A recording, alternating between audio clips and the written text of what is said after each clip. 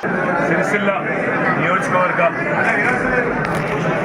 ముద్దు బిడ్డలందరికీ ముఖ్యంగా మా అన్నదమ్ములు అక్క చెల్లెలు ఎవరైతే ఇవాళ దాదాపు 30,000 ఓట్ల మెజారిటీతో నన్ను గెలిపించినారో వారందరికీ నా శిరస్సు వంచి హృదయపూర్వకంగా ధన్యవాదాలు తెలియజేస్తా ఉన్నా. ఎందుకంటే ఇవాళ రాష్ట్రంలో ఎన్నో చోట్ల ఇంకా ఎన్నో రకాల అనుభవాలు ఎదురైనాయి, కానీ సిరిసిల్లలో మనం చూసిన అనుభవం అన్నింటికి భిన్నం. ఎవరు ఎన్ని రకాల ప్రలోభాలు పెట్టినా, ఎన్ని రకాల కుట్రలు చేసినా వాళ్ళ సిరిసిల్ల ప్రజలు మాత్రం మళ్ళీ ఒక్కసారి అభివృద్ధికే పట్టం కట్టినందుకు, సంక్షేమానికే పట్టం కట్టినందుకు వారికి హృదయపూర్వకంగా నా ధన్యవాదాలు.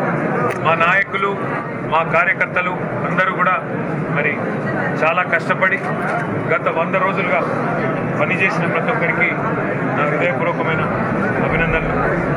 గ్రామీణ స్థాయిలో ఉండే కార్యకర్తల నుంచి మొదలు పెడితే పట్టణంలో ఉండే కార్యకర్తల దాకా ప్రతి ఒక్కరూ నిర్విరామంగా గత 100 రోజులు పనిచేయడం వల్లనే సాధ్యమైంది. అయితే ఎన్నికల్లో అప్పుడప్పుడు ఇట్లాంటి అనుకోని ఫలితాలు రావడం సహజం. కాబట్టి ఈ ఫలితాలతో నిరాశ చెందవద్దని, ఎందుకంటే ఈ ఫలితాలు ఏవైతే వచ్చినాయో కొన్ని ప్రత్యేక పరిస్థితుల్లో ఇట్లాంటి ఫలితాలు వచ్చినాయి నేనైతే అనుకుంటా ఉన్నాను. కాబట్టి ఈ ఫలితాలతో ఎవరు నిరాశపడవలసిన అవసరం లేదు. ఎందుకంటే మనది ఉద్యమం నుంచి వచ్చిన పార్టీ, పోరాట బంధాను ఉనికి పుచ్చుకొని మొదటి నుంచి కూడా పోరాటాలు చేస్తూ పైకి వచ్చిన పార్టీ మరి కేసీఆర్ గారి నాయకత్వంలో ఆనాడు టీఆర్ఎస్గా ఉన్నా, ఈరోజు బీఆర్ఎస్గా ఉన్నా పోరాటాల నుంచే వచ్చిన పార్టీ. కాబట్టి పోరాటం మాకు కొత్త కాదు, కొట్లాడటం మాకు కొత్త కాదు.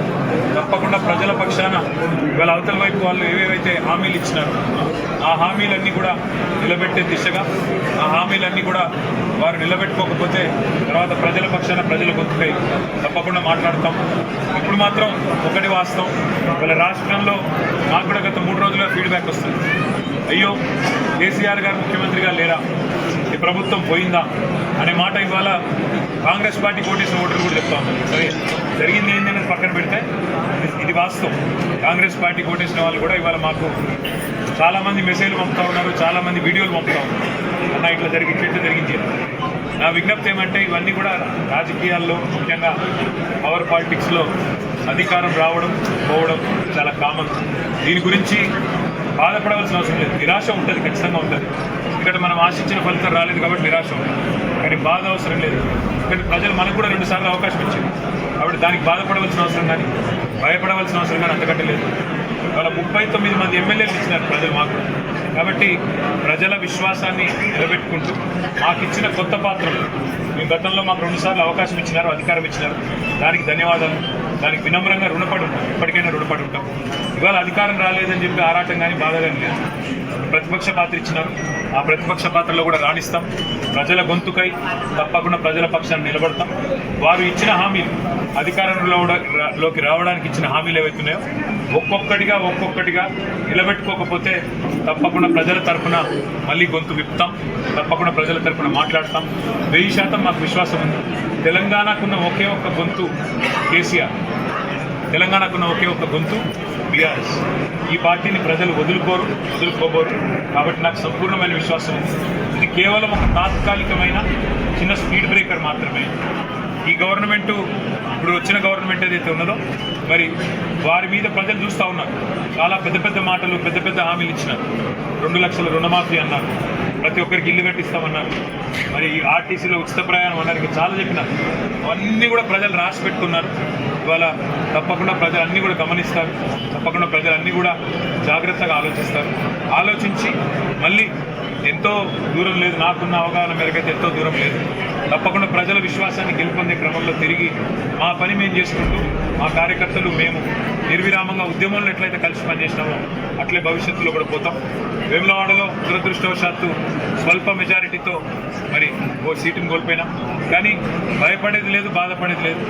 కేవలం స్వల్పకాలం, కొద్ది కాలం నిరాశ ఉంటుంది అంతే తప్ప దేనికి భయపడం, దేనికి వెరవం. ప్రజల గొంతుకై ముందుకు పోతాం.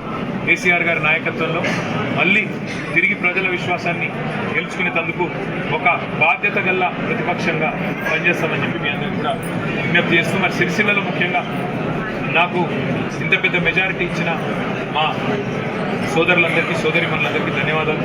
నేను ఒక మాట చెప్పాను, సిరిసిల్లలో ఓటుకు రూపాయి ఇవ్వను, ఓటుకు మందు పంచనని చెప్పాను. నేను నా మాట నిలబెట్టుకున్నాను, ప్రజలు కూడా నా విశ్వాసాన్ని నిలబెట్టారు. అందుకే సిరిసిల్లలోని ప్రతి అన్నకు, తమ్ముడికి, ప్రతి చెల్లెకు, ప్రతి అక్కకు నా శిరస్సు వచ్చి వారికి ధన్యవాదాలు. ఇవాళ ప్రతిపక్షంలో ఉన్నాం కానీ తప్పకుండా సిరిసిల్ల అభివృద్ధి మాత్రం నిరంతరంగా జరగాల్సిందే. ఇప్పుడున్న పాలకపక్షం కూడా చాలా మాటలు ఇచ్చింది. ఆ మాటలు నిలబెట్టుకునే దిశగా నా ప్రయత్నం నేను శాసనసభలో బయట ప్రతి సందర్భంలో చేస్తా. సిరిసిల్ల శాసనసభ్యుడిగా చెప్పుకోవడానికి నేను గర్వపడతానని ఇది వరకు కూడా చాలాసార్లు చెప్పాను. భవిష్యత్తులో కూడా సిరిసిల్ల ఎమ్మెల్యే అంటే తప్పకుండా ప్రతిపక్షంలో ఉన్నా పాలకపక్షంలో ఉన్నా గట్టిగా కొట్లాడతాడు, మా కోసం మాట్లాడతాడు, మా హక్కుల కోసం కొట్లాడతాడు అనే విధంగా పని చేస్తాను. తప్పకుండా ఈ ప్రభుత్వం ప్రతి మాట, సిరిసిల్లకి ఇచ్చిన ప్రతి మాటను నిలబెట్టుకునే దిశగా వారి మీద కూడా ఒత్తిడి చేస్తానని చెప్పి సిరిసిల్లలోని ప్రతి వర్గానికి కూడా మాట ఇస్తూ మళ్ళొక్కసారి నాకు ఓట్లేసి గెలిపించిన మా అన్నదమ్ములందరికీ ధన్యవాదాలు. మా కార్యకర్తలందరూ కూడా ఎవ్వరూ నిరాశ పడవద్దు, ఎందుకంటే పోరాటంలోంచి వచ్చింది మన పార్టీ. అదే పోరాట పంతాలో ముందుకు సాగుదామని చెప్పి మరొకసారి వారికి కూడా విజ్ఞప్తి చేస్తూ మీ అందరికీ కూడా ప్రెస్ కూడా చాలా సహకరించింది ఎన్నికల్లో కూడా. మీ అందరికీ కూడా హృదయపూర్వకంగా ధన్యవాదాలు. నమస్కారం. మరిన్ని వీడియోస్ కోసం ఛానల్ ని సబ్స్క్రైబ్ చేయండి, లేటెస్ట్ అప్డేట్స్ కోసం వాట్సాప్ ఛానల్ ని ఫాలో చేయండి అండ్ లింక్ డిస్క్రిప్షన్ లో ఉంది.